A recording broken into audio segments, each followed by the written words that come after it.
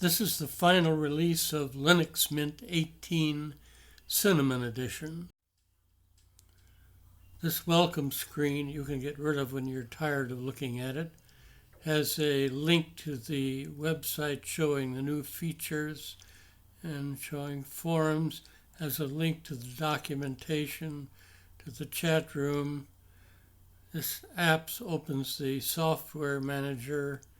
Getting involved shows you the various ways you can get involved with the Mint project.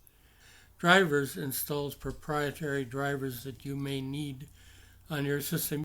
You can also get to this from the System Control Center, and donations, of course, makes it possible for you to contribute a little money to the Mint project.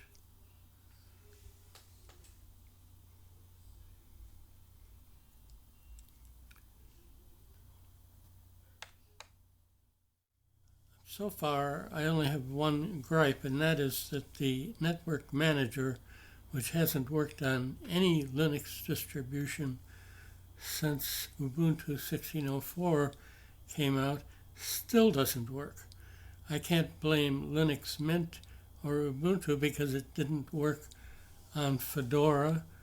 It didn't work on Manjaro. It hasn't been working for months. Somebody needs to fix this thing because it's the doorbell of Linux, and it's going to turn new users off if they try to connect with their wireless and can't do it. The solution is the same as it has been for some time, and that is first try to connect to your network, and mine is already connected, so I'm not going to go through that. But if it doesn't work, try again and click on Network Settings. Then select your network. In my case, it's already connected. Click on the little tweak button. Then go down to Security and re-enter the encryption key. I've already done that, so I'm not going to do it again. I'm going to click on Cancel, but you would click on Apply. And then where you see this little stop button here, you will see an arrow button like you see on these other networks. Click on the arrow button and your network should be connected.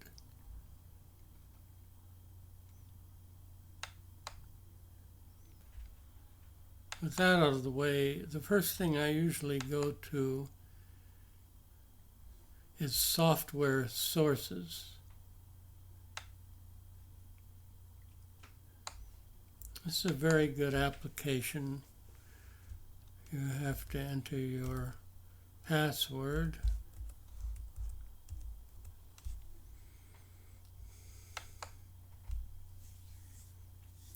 This gives you a graphical interface for a utility that is already present in Linux, and that is it chooses the strongest signal from the available software sources. And if you let it populate, it will allow you to choose which one you want to use. I'm not going to change my current choice, but when you find one, click on it and then click on Apply. I'm going to click on Cancel. And then you can do the same thing for the Ubuntu base.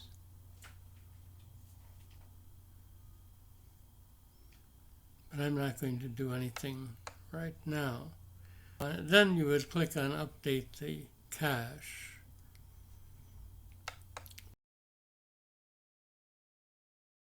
The problem I had is that once I did this, I got a signal that the network I was using wasn't up to date and I should choose another one. It would be nice if these two things could be meshed so that you weren't constantly choosing networks which didn't work. However, it's a nice idea.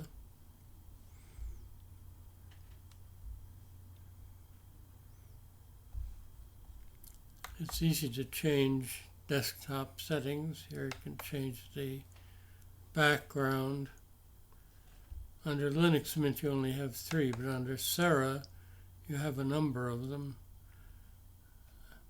I don't like any of them an awful lot. I'm just going to click on one. And then you click on Settings. Play backgrounds, a slideshow I have off. Picture aspect I have on Zoom. I'm not going to change any of those settings.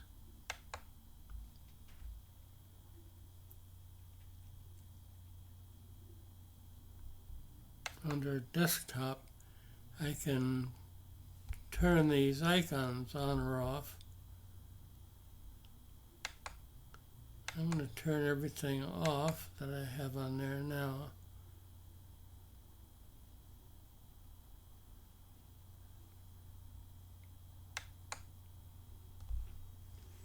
Now, I've installed Simple Screen Recorder, which I had to do with the PPA. But other than that, I haven't installed any new software yet.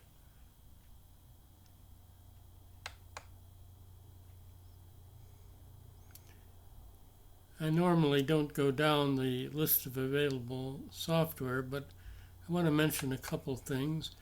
Linux Mint comes with the entire LibreOffice suite already installed. It comes with GIMP already installed.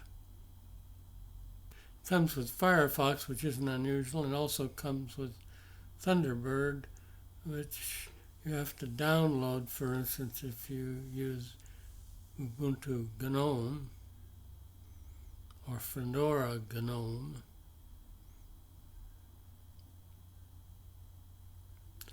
Under Sound and Video, it comes with VLC.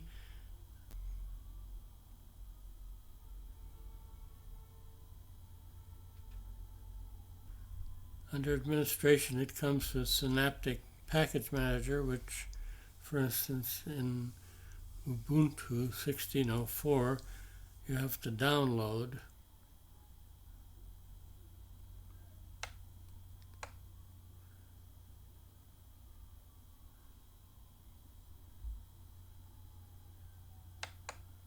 On the whole, I like what Linux Mint comes with. I still have a few gripes, and one of the major ones is this nonsense about starting with the Yahoo search. I understand they get money from Yahoo, but it's still extremely annoying, so I always change the search settings.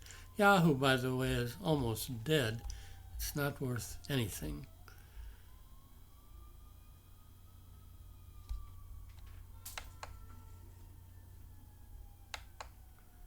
Change the search settings. Have to go all the way to the bottom here, add more search engines. Then I have to go all the way to the bottom there and pick out Google from this. Then I have a little plus sign up here under search.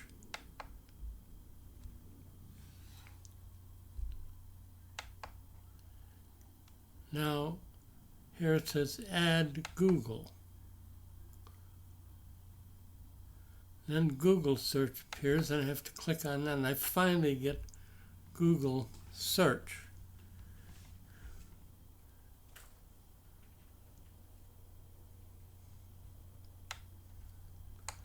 Now I'm going to search for the Google Start page.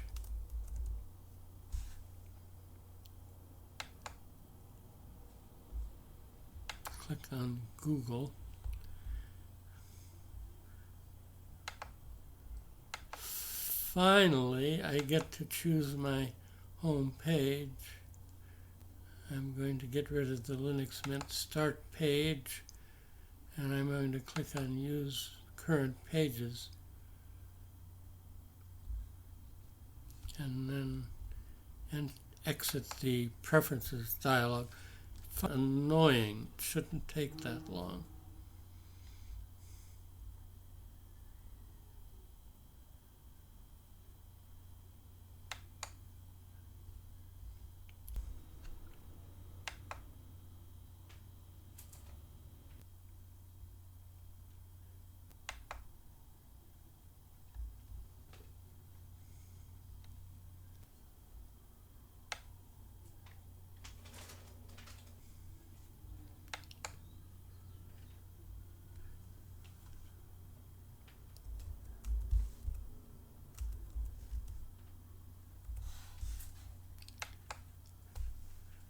Now here's their very good driver manager.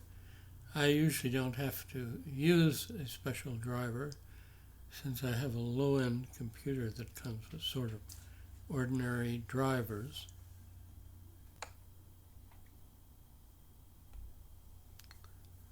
Here it says I can use Intel microcode.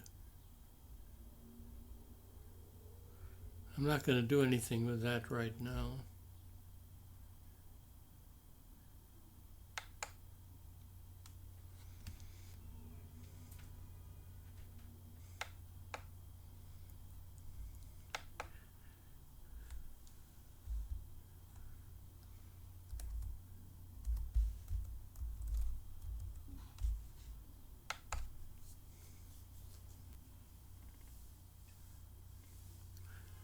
Linux Mint has its own software manager. It hasn't followed Ubuntu in using the GNOME software manager, and it hasn't used the Ubuntu software manager for some time. Linux Mint software manager is fairly decent as such things go. I still prefer Synaptic, but it's pretty good. Things that are already installed like GIMP are checked. Give you 5-star reviews of the software.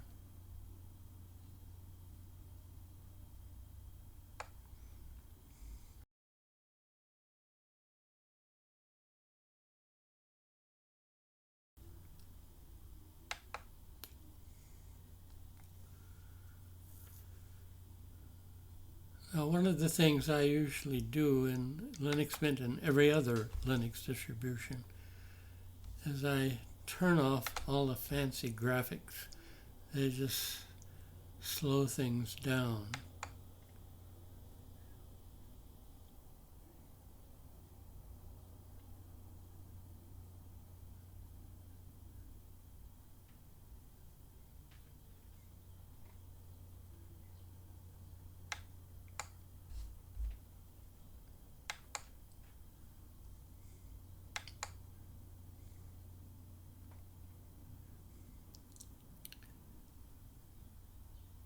I'm going to enable hover on show all workspaces and hot corners on the upper left and show all windows on the upper right.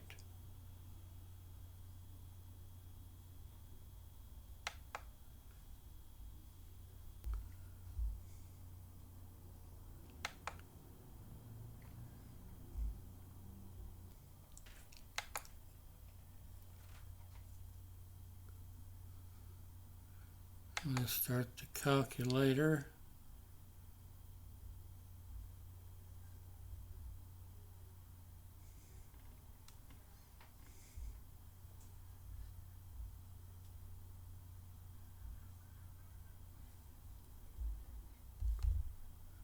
So I'm going to go to another workspace.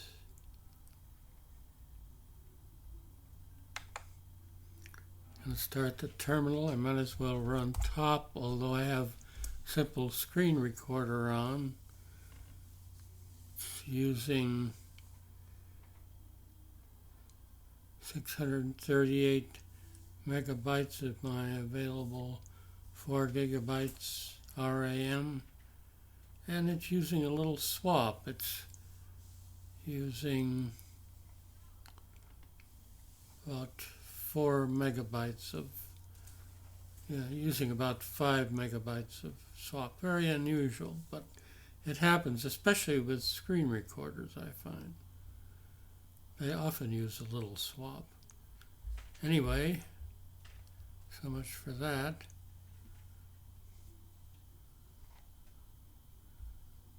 So if I want to change workspaces, I merely go here and I can change them.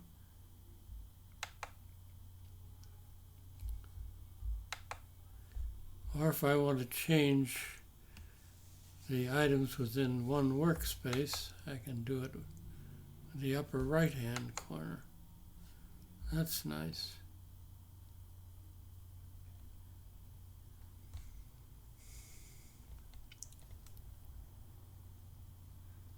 Simple screen recorder.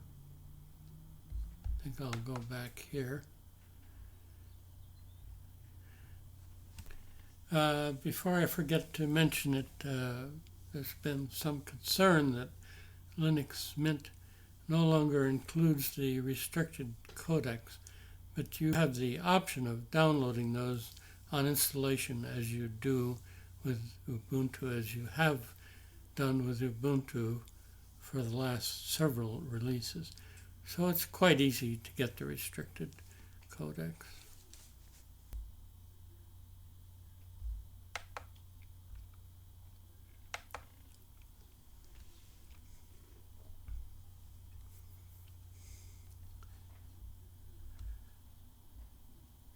I'm going to start up Firefox and go to YouTube.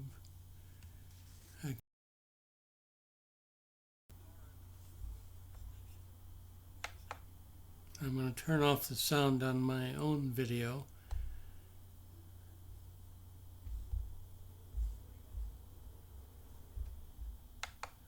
And I'm going to see what's happening here in top. Well, now with Simple Screen Recorder and YouTube playing a video, I've got 880 megabytes used. This is approximate, since that's really 881,000 kilobytes, not the same thing. And of swap, I'm still using the same 4.788 megabytes.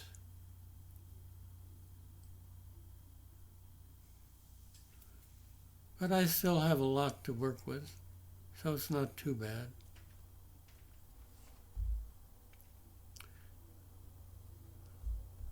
One thing I wanted to check in YouTube here is whether it's using the HTML5 player by default, and it is. That's good. I prefer using that to Adobe Flash, but since it installed Adobe Flash, I wanted to check.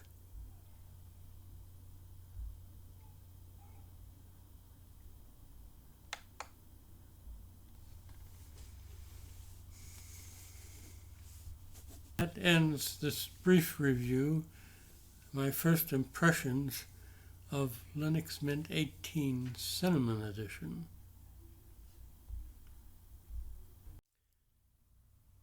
This is XRAM Tech. Thanks for watching.